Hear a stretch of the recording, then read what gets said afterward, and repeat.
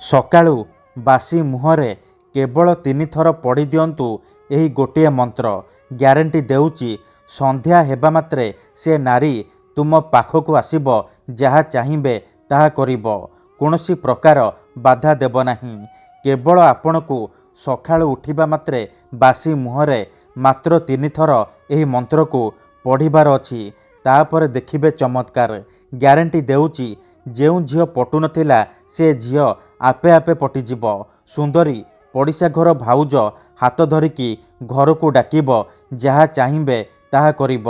ହଁ ଫ୍ରେଣ୍ଡସ୍, ଯଦି ଆପଣ ନିଜ ପସନ୍ଦର ସେ ଝିଅକୁ ମନେ ମନେ ଭଲ ପାଉଛନ୍ତି, କିନ୍ତୁ ଯେତେ ଚେଷ୍ଟା କଲେ ମଧ୍ୟ ତାକୁ ପଟେଇ ପାରୁନାହାନ୍ତି, ତାକୁ ନିଜର ମନ କଥା କହିବାକୁ ଡରୁଛନ୍ତି, ଆଉ ଆପଣ ଚାହୁଁଛନ୍ତି କି ସେ ଝିଅ ନିଜେ ଆସି ଆପଣଙ୍କୁ ଭଲ ପାଉଛି ବୋଲି କହୁ, ଆପଣଙ୍କର ସବୁ ଇଚ୍ଛା ପୂରଣ କରୁ, ତେବେ ଆଜିର ଏହି ବଶୀକରଣ ଭିଡ଼ିଓଟି ଆପଣଙ୍କର ଇଚ୍ଛାକୁ ପୂରଣ କରିବ। କାରଣ ଆଜିର ଏହି ଭିଡ଼ିଓଟିରେ ମୁଁ ଆପଣଙ୍କୁ ଶିଖେଇବି ଦୁନିଆର ସବୁଠାରୁ ଶକ୍ତିଶାଳୀ ବଶୀକରଣ ମନ୍ତ୍ର। ଏହି ମନ୍ତ୍ରକୁ ଆପଣ ସକାଳୁ ବାସି ମୁହଁରେ ପଢ଼ିବା ମାତ୍ରେ ଗ୍ୟାରେଣ୍ଟି ଦେଉଛି ସେ ଝିଅ ଆପେ ଆପେ ପଟିଯିବ। ପଡ଼ିଶା ଘର ସୁନ୍ଦରୀ ଭାଉଜ ହାତ ଧରିକି ଘରକୁ ଡାକିବ, ଯାହା ଚାହିଁବେ ତାହା କରିବ, କୌଣସି ପ୍ରକାର ବାଧା ଦେବ ନାହିଁ। ନମସ୍କାର ଫ୍ରେଣ୍ଡସ୍, ଓଡ଼ିଆ ଫଣ୍ଡା ଚ୍ୟାନେଲକୁ ଆପଣମାନଙ୍କୁ ସ୍ୱାଗତ। ଆଜିର ଏହି ବଶୀକରଣ ସବୁଠାରୁ ସହଜ କିନ୍ତୁ ଶକ୍ତିଶାଳୀ ବଶୀକରଣ। ଏହାର ପ୍ରୟୋଗ କେବେ ବି ଖାଲି ଯାଏନି। ଯିଏ ବି ଏହାକୁ କରିଛି 100ରୁ 100% ସଫଳ ହେଇଛି। ବର୍ଷ ବର୍ଷ ଧରି ଭାଙ୍ଗି ଯାଇଥିବା ପୁରୁଣା ପ୍ରେମକୁ ଫେରାଇ ଆଣିପାରିଛି। ଶାଶୁ, ନଣନ୍ଦ, ଦିଅର, ଭାଉଜ କାହାକୁ ବି ନିଜ ବଶରେ କରି ତାଠାରୁ ନିଜର ମନ ଚାହୁଁଥିବା କାମ ହାସଲ କରିପାରିଛି। ତେବେ ଏହି ବଶୀକରଣ ବିଧି ଆପଣ କିପରି କରିବେ, କେମିତି କରିବେ, ମୁଁ ଆପଣଙ୍କୁ ଶିଖେଇବି। ସମ୍ପୂର୍ଣ୍ଣ ପ୍ରୟୋଗ ବିଧି ଠିକ୍ ଭାବରେ ଶିଖେଇବି। ଜାଣିବା ପାଇଁ ଭିଡ଼ିଓଟିକୁ ମୂଳରୁ ଶେଷ ପର୍ଯ୍ୟନ୍ତ ପୁରା ଧ୍ୟାନ ସହିତ ଦେଖିବେ, ତେବେ ଯାଇକି ଆପଣ ସମ୍ପୂର୍ଣ୍ଣ ପ୍ରୟୋଗ ବିଧି ଜାଣିପାରିବେ। ଅଧାରୁ ଛାଡ଼ିକି ପଳେଇଲେ କିମ୍ବା କାଟି କାଟି ଦେଖିଲେ ଆପଣ କିଛି ବି ବୁଝିପାରିବେନି। ପରେ ଆପଣ କହିବେ, ଗୁରୁଜୀ ଆପଣଙ୍କର ବଶୀକରଣ କାମ କରୁନି। ଦେଖନ୍ତୁ, ବଶୀକରଣ ବିଧି ଜାଣିବା ପୂର୍ବରୁ ମୋର ଗୋଟିଏ ଅନୁରୋଧ ଶୁଣି ନିଅନ୍ତୁ। ଯେଉଁପରି ଆପଣ ଭଗବାନଙ୍କୁ ମାନୁଛନ୍ତି, ଭଗବାନଙ୍କ ଉପରେ ବିଶ୍ୱାସ ରଖିଛନ୍ତି, ନିଜର ସବୁ ଦୁଃଖ କଷ୍ଟ ଅସୁବିଧା ଭଗବାନଙ୍କୁ ଜଣାଉଛନ୍ତି, ଯଦି ସେ ଅସୁବିଧାର ସମାଧାନ ନ ହେଲା ତାହାର ମାନେ ନୁହେଁ କି ଭଗବାନ ନାହାନ୍ତି। ସେହିପରି ତନ୍ତ୍ର ମନ୍ତ୍ର ହୁଏ, ବଶୀକରଣ କାମ କରେ, କିନ୍ତୁ ଏହାକୁ ଆପଣଙ୍କୁ ସିଦ୍ଧ କରିବାକୁ ପଡ଼ିବ। ପ୍ରୟୋଗ ବିଧିକୁ ଠିକ୍ ଭାବରେ କରିବାକୁ ପଡ଼ିବ। ମନ୍ତ୍ର ଠିକ୍ ସେ ଉଚ୍ଚାରଣ କରିବାକୁ ପଡ଼ିବ। ତେବେ ଯାଇକି ମୁଁ ଆପଣଙ୍କୁ ଗ୍ୟାରେଣ୍ଟି ଦେଉଛି ଆପଣ ଯେତେ ସୁନ୍ଦରୀ ଝିଅକୁ ଚାହିଁବେ ମୁହୂର୍ତ୍ତକ ଭିତରେ ପଟେଇ ପାରିବେ। ପଡ଼ିଶା ଘର ଭାଉଜକୁ ପଟେଇ ପାରିବେ। ତାଠାରୁ ନିଜର ମନ ମୁତାବକ କାମ ହାସଲ କରିପାରିବେ। ତେବେ ବଶୀକରଣ କରିବା ପୂର୍ବରୁ ବଶୀକରଣ ବିଷୟରେ କିଛି ଜାଣି ରଖନ୍ତୁ। ଯେତେବେଳେ ଆପଣ କାହାକୁ ନିଜଠାରୁ ଅଧିକ ଭଲ ପାଉଛନ୍ତି, ତା ବିନା ବଞ୍ଚିପାରିବେନି ଭାବୁଛନ୍ତି, ତା ପଛରେ ଗୋଡ଼େଇ ଗୋଡ଼େଇ ଥକିଗଲେଣି, ହେଲେ ସେ ଝିଅ ବା ନାରୀ ଆପଣଙ୍କୁ ଭାଉ ଦେଉନି, ଆପଣଙ୍କୁ ଇଗ୍ନୋର କରୁଛି, ସେତେବେଳେ ଆପଣ ବଶୀକରଣ କରିପାରିବେ। ବଶୀକରଣର ମାନେ ହେଉଛି ନିଜର ଭାବନାକୁ ଅନ୍ୟର ଦିମାଗରେ ପହଞ୍ଚେଇବା, ନିଜର ଭଲ ପାଇବାକୁ ଅନ୍ୟର ଦିମାଗରେ ପହଞ୍ଚେଇବା, ମାନେ ସେ ଝିଅ ବା ନାରୀର ଦିମାଗରେ ପହଞ୍ଚେଇବା। ତେଣୁ ମୋର ଆପଣମାନଙ୍କୁ ଅନୁରୋଧ କି ମନରେ କୌଣସି ଖରାପ ଉଦ୍ଦେଶ୍ୟ କିମ୍ବା କୌଣସି ଖରାପ କାମ ପାଇଁ ଆପଣ ଏହି ବଶୀକରଣ ମନ୍ତ୍ରକୁ ପାଠ କରିବେନି।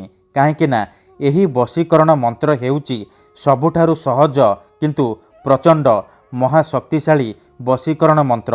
ଏହି ମନ୍ତ୍ରକୁ ଯଦି ଆପଣ ସକାଳୁ ଉଠିବା ମାତ୍ରେ ବାସି ମୁହଁରେ କେବଳ 3 ଥର ପଢ଼ିଦେବେ, ଗ୍ୟାରେଣ୍ଟି ଦେଉଛି ସେପଟେ ସେ ଝିଅ ହେଉ ବା ସୁନ୍ଦରୀ ଭାଉଜ ଆପଣଙ୍କ ପ୍ରେମରେ ଦିବାନୀ ହେଇଯିବ, ଆପଣଙ୍କ ଆଡ଼କୁ ଆକର୍ଷିତ ହେବାକୁ ଲାଗିବ।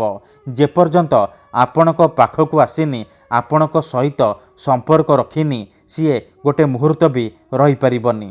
ତେଣୁ ଯଦି ଆପଣ ଏହି ବଶୀକରଣ କରିବାକୁ ଚାହୁଁଛନ୍ତି, ସେ ଝିଅ ବା ନାରୀକୁ ପଟେଇବାକୁ ଚାହୁଁଛନ୍ତି, ତାଠାରୁ ନିଜର ମନ ମୁତାବକ କାମ ହାସଲ କରିବାକୁ ଚାହୁଁଛନ୍ତି, ତେଣୁ ମୋର ଆପଣମାନଙ୍କୁ ଅନୁରୋଧ କି ଆପଣ ଭିଡ଼ିଓଟିକୁ पूरा ध्यान सहित शेष पर्यंत देखिए। ता पूर्वर मोर आपण मानकु आउ गोटे अनुरोध कि जदि आपण आम चैनल को नुआ आसी तेबे दयाकोरी चैनल को सब्सक्राइब करी पाखरे थिबा बेल आइकन को मध्य दबाई दिंतु, जहाद्वारा आमे जो भी वीडियो अपलोड करूँ सर्वप्रथमे आपण देखिपारे आउ तार लाभ पाइपारे। मन रखंतु यही वशीकरण विधि को आपण केउ भी बार रे करिपारिबे, किंतु जेबे भी करिबे सखाळु बासी मुहरे करिबे। बिना हाथ गोड़ धोईकी सखाळु बासी मुहरे करिबे। प्रथमे आपण कोन करिबे, जेतेबेले राति रे सोइबा पई जिबे गोटिए ग्लास रे चीनी पानी आनिबे। तापरे से पानी ग्लास को निजर सामने रे रखिबे। तापरे 7 थर सेई झियो बा महिलार नाम कहिबे जहाको आपण बसरे करबाको चाहुचंती, जहाको आपण पटेइबाको चाहुचंती। प्रथमे आपण ताकू मने मने भाबिबे, तार मुह को निज मनरे भाबिबे। तापरे 7 थर सेई झियो बा महिलार नाम 7 थर कहिकी आपण पानी ग्लास रे 3 थर फुंकी देबे। एतिकी करि सारिबा परे आपण से पानी ग्लास को निजर सोइबा खट तले रखिकी सोई पड़िबे।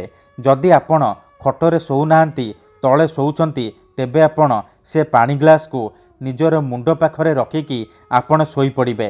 सखाळु उठिबा मात्रे आपण बासी मुहरे बिना हाथ गोड़ धोईकी आपण बासी मुहरे आखि बंद करिकी सेई झियो बा नारी को मने मने भाबिबे, तार मुह को निज मनरे भाबिबे। तापरे एही मंत्र को 3 थर पढ़िबे आउ 3 ढोक पानी आपण पीदेबे। देखंतु मनेकर आपण जेउ झियो बा महिला को बसरे करबाको चाहुचंती तार नाम हेउची काजल, तेबे आपण मंत्र को एहीपरि पढ़िबे, काजल तीव्र बसीभूतं। थरे आपण कहिबे काजल तीव्र बसीभूतं, गोटिए ढोक पानी पीदेबे। आउ थरे कहिबे काजल तीव्र बसीभूतं, आउ गोटिए ढोक पानी पीदेबे। एहीपरि आपण 3 थर कहिबे आउ 3 ढोक पानी आपण पीदेबे। एहीपरि लगातार आपण 3 दिन पर्यंत सखाळु उठिबा मात्रे बासी मुहरे करिबे। मन रखंतु एही विधि को आपण अधारु छाड़िबेनी। लगातार 3 दिन पर्यंत सखाळु उठिबा मात्रे बासी मुहरे एहीपरि करिबे। तापर देखिबे किपरि से झियो हेउ बा सुंदरी पड़िशा घर भाउज आपणक बसरे हेजिबो। जहा चाहिबे ताहा करिबो, कोनोसी प्रकार बाधा देब नाही। धन्यवाद।